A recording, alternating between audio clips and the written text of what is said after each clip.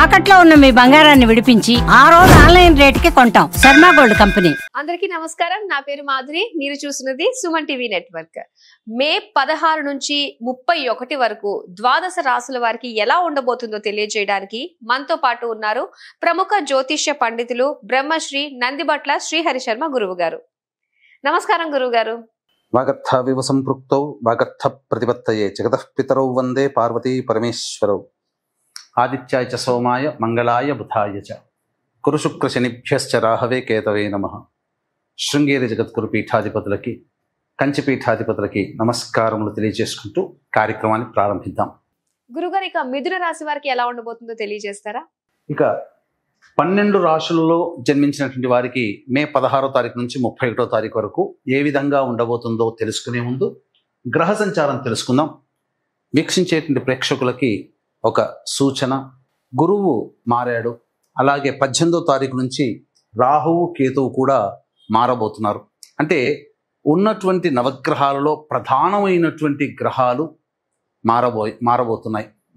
కాబట్టి ఆల్రెడీ ప్రేక్షకుల్లో వివిధ రాశుల్లో జన్మించినటువంటి వారికి చాలా మౌలికమైనటువంటి మార్పులు ఏప్రిల్ నెల నుంచే ప్రారంభమయ్యాయి.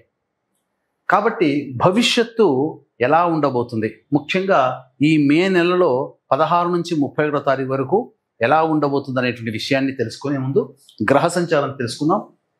మేషంలో బుధుడు, అలాగే వృషభంలో రవి, మిథునంలో గురువు, కర్కాటకంలో కుజుడు, అలాగే 18వ తారీఖు నుంచి కేతువు సింహంలో, రాహువు కుంభంలో. ఇక చూసుకున్నట్లయితే వెరసి ప్రధానంగా 3 గ్రహాల కలయిక మీనరాశిలో, శుక్రుడు శని రాహు యొక్క కలయిక. ఇది ప్రధానంగా గమనించదగినటువంటి విషయం.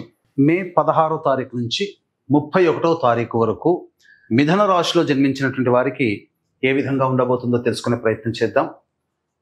రాశి వారికి ఈ 14వ తారీఖు నుంచి గురుడు మిథున రాశిలోకి సంచారం చేశాడు. కావున ఏంటి, ప్రతి పని యందు కూడాను నిదానంగా పని చేసుకోవాలనేటువంటి ఆలోచన కలిగి ఉండడం. అలాగే మీరు గమనించినట్లయితే ఓవర్ వెయిట్ అవుతుండడం అనేటువంటిది మీరు గమనించగలుగుతారు. పోను పోను మీకు అది అర్థమవుతుంది, ఎందుకు వెయిట్ పెరుగుతున్నాను అనే విషయం మీకు.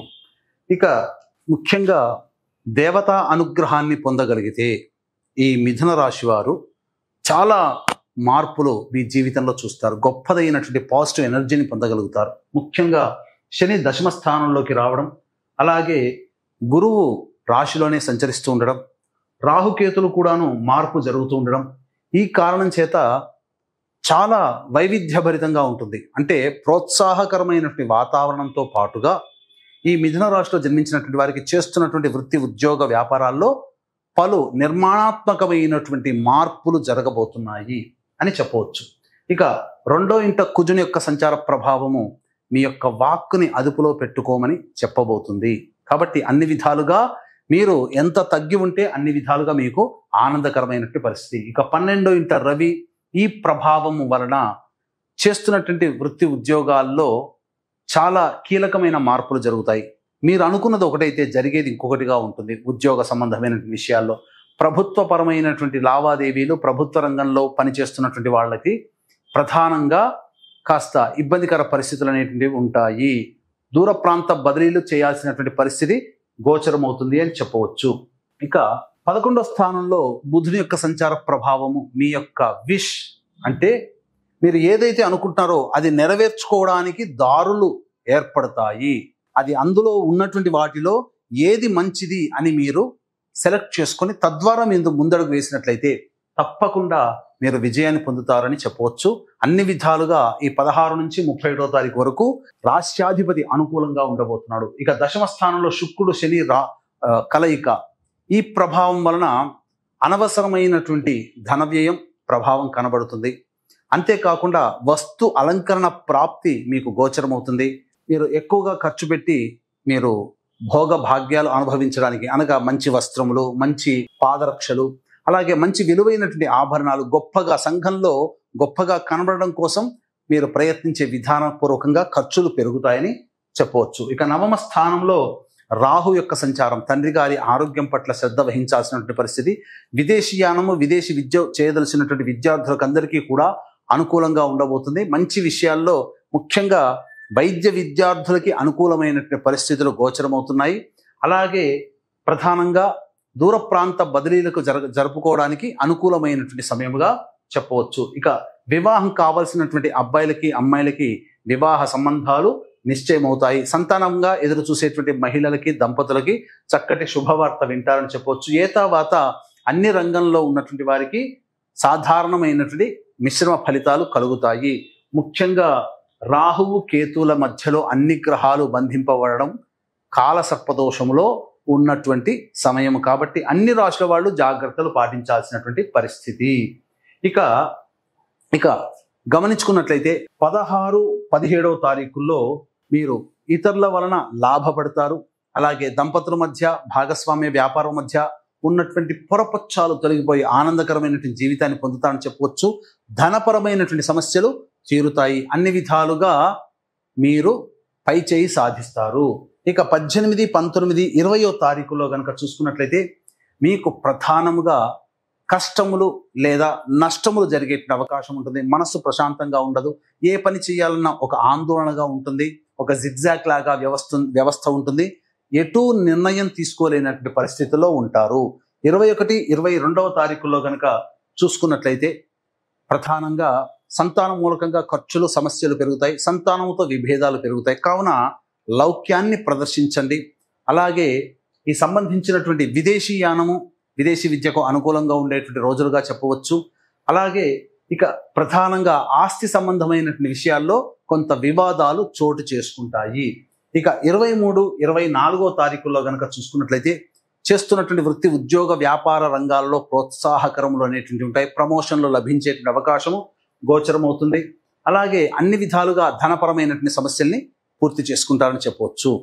ఇక వీక్షించేటువంటి ప్రేక్షకులకి గమనిక, ఈ యొక్క మే 18వ తారీఖు నుంచి జూన్ 6 వరకు, అంటే ఈ సంబంధించిన 16 నుంచి 31వ తారీఖు వరకు గ్రహాలన్నీ కూడాను రాహుకేతుల మధ్యలో ఉండి కాలసర్పదోషంలో ఉండబోతున్నాయి. కాబట్టి 12 రాశుల వారికి ఎంత గ్రహాలు అనుకూలంగా శుభాలు ఇవ్వాలనుకున్నా ఈ కాలసర్పదోషం సంచారం జరుగుతున్న కారణం చేత సరైనటువంటి ఫలితాలు ఇవ్వలేవు. కావున దీన్ని దృష్టిలో పెట్టుకుని ఈ యొక్క సంపూర్ణ నవగ్రహ శాంతి, సర్వదోష నివారణ పూజలు, హోమాలు అనేటువంటివి ఈ నెల 22వ తారీఖు రోజున హనుమత్ జయంతి సందర్భంగా జరిపించడం జరుగుతుంది. మీ యొక్క కోరికలన్నీ నెరవేర్చడానికి దేవతానుగ్రహ ప్రాప్తి కోసమే వివిధ రకాలైనటువంటి పూజ హోమాది కార్యక్రమాలు జరపబడతాయి. ఈ కార్యక్రమంలో నమోదు చేసుకున్నటువంటి వాళ్ళకి, గోత్రనామాలు నమోదు చేసుకున్నటువంటి వాళ్ళకి శక్తిపాతము చేయబడినటువంటి ఈ శంకరుంగలి మాలని మీకు అందివ్వడం జరుగుతుంది. అవకాశం ఉన్న వాళ్ళు కార్యక్రమ తదనంతరం కాంటాక్ట్ చేసి మీ గోత్రనామాలు నమోదు చేసుకోవచ్చు. అలాగే ఈ వైశాఖ మాసంలో విష్ణు ప్రీతికర మాసము. ఇందున సరస్వతీ నది పుష్కరాలు వస్తున్నాయి. కాబట్టి సరస్వతీ నదీ తీర ప్రాంతంలో తండ్రి వైపు తల్లి వైపు 3 తరాల్లో మరణించినటువంటి వాళ్ళ ఆత్మతృప్తి కోసం పిండ ప్రధాన కార్యక్రమం, తర్పణాది కార్యక్రమాలు బ్రాహ్మణుని కర్తగా పెట్టి చేయించడం జరుగుతుంది. తండ్రి వైపు 3 తరాలు, తల్లి వైపు 3 తరాలలో మరణించినటువంటి వారి ఆత్మతృప్తి కోసం బ్రాహ్మణుని కర్తగా పెట్టి పిండ ప్రధాన కార్యక్రమాలు, తర్పణాది కార్యక్రమాలు చేయించడం జరుగుతుంది. అవకాశం ఉన్న వాళ్ళు కార్యక్రమ తదనంతరం కాంటాక్ట్ చేసి మీ గోత్రనామాలు నమోదు చేసుకోవచ్చు. ఇక 25, 26వ తారీఖుల్లో ప్రధానంగా గుర్తుపెట్టుకోండి, ఇవి చాలా కీలకమైనటువంటి రోజులుగా చెప్పవచ్చు. అంటే మీ యొక్క కోరిక నెరవేర్చుకోగలిగేటువంటి రోజు. అన్ని విధాలుగా ఆనందదాయకంగా ఉంటుంది. రాని బాకీలు వసూలైతే ధనపరమైనటువంటి సమస్యలు తీర్చుకుంటారు. అన్ని విధాలుగా యోగదాయకంగా ఉంటుంది. మిక్కిలి సంతోషంతో 25, 26 తారీఖుల్లో మీరు జీవిస్తారని చెప్పవచ్చు. ఇక 27, 28వ తారీఖుల్లో వృత్తి ఉద్యోగ వ్యాపార రంగంలో ఉన్నటువంటి వారికి ప్రభుత్వపరమైనటువంటి ఇబ్బందికర పరిస్థితులు ఎదురవుతాయి. ప్రభుత్వ దండనలు కానీ, ప్రభుత్వ పరముగా లావాదేవీలు నడిపేటువంటి వాళ్ళు, ప్రభుత్వ ఉద్యోగంలో పనిచేస్తున్నటువంటి వాళ్ళకి అసౌకర్యం గురి చేసేటువంటి సంఘటనలు చోటు చేసుకుంటాయి. కాబట్టి జాగ్రత్తలు పాటించండి. ఉద్యోగం సంబంధించినటువంటి వ్యవహారాల్లో ఉన్న వాళ్ళు కూడా జాగ్రత్తలు పాటించాలి. ఇక అనవసరమైనటువంటి దూర ప్రాంత ప్రయాణాలు, ఖర్చులు కూడా అధికంగా పెరుగుతాయని చెప్పవచ్చు. ఇక 29, 30వ తారీఖులో కనుక చూసుకున్నట్లయితే ప్రధానంగా రాశి వారికి గతంలో పెండింగ్ లో ఉన్నటువంటి పనులన్నీ పూర్తి చేసుకుంటారు. ఆనందకరంగా ఉంటుంది. దైవ దర్శనము, పెద్దల యొక్క ఆశీర్వచనములు జరుగుతాయి. అన్ని విధాలుగా శుభ సూచకంగా చెప్పవచ్చు. ఇక 31వ తారీఖు రోజున ప్రధానంగా చూసుకుంటే ధనపరమైనటువంటి సమస్యలు తీరినప్పటికీ మీ యొక్క వాక్కుని అదుపులో పెట్టుకోలేకపోతే సమస్యలు అధికంగా ఉంటాయి. కొంత ఇతరుల వలన మాటలు పడాల్సినటువంటి పరిస్థితి ఏర్పడుతుంది. ధనపరమైనటువంటి సమస్యలు తీర్చుకుంటారని చెప్పవచ్చు. ఏతావాత చెప్పొచ్చేది ఏమిటంటే ఆనందకరమైనటువంటి జీవితాన్ని ఈ మిథున రాశిలో జన్మించినటువంటి వారు పొందుతారు అని చెప్పవచ్చు. అలాగే ఈ రాశి స్త్రీలకు ఎలా ఉండబోతుంది అంటారు?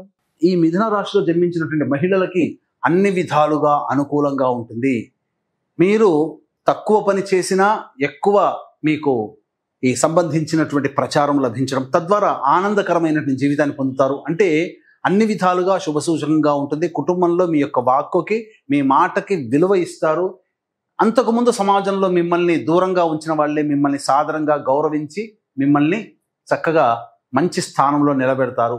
మీ మాట తిరుగుండదు. అన్ని విధాలుగా మీరు చేసేటువంటి వృత్తి, ఉద్యోగ, వ్యాపారాల్లో మీకు అనుకూలంగా సహాయ సహకారాలు అందరూ అందించడం ద్వారా ఆనందకరమైనటువంటి జీవితాన్ని పొందుతారని చెప్పవచ్చు. వివాహం కావాల్సినటువంటి అమ్మాయిలకి వివాహం జరుగుతుంది. సంతాన ప్రాప్తికి సంబంధించిన మహిళలకి సత్సంతాన ప్రాప్తి, సంతానపరమైనటువంటి వార్త మిమ్మల్ని ఆనందానికి గురి చేస్తుందని చెప్పవచ్చు. ఆనందకరంగా ఈ యొక్క 16 నుంచి 35వ తారీఖు వరకు మహిళలకి ఉండబోతుంది అని చెప్పడంలో ఏమాత్రం సందేహం లేదు. వీరు ఎలాంటి పరిహారాలు చేసుకుంటే అంత మంచి జరుగుతుంది అంటారు గురుగారు?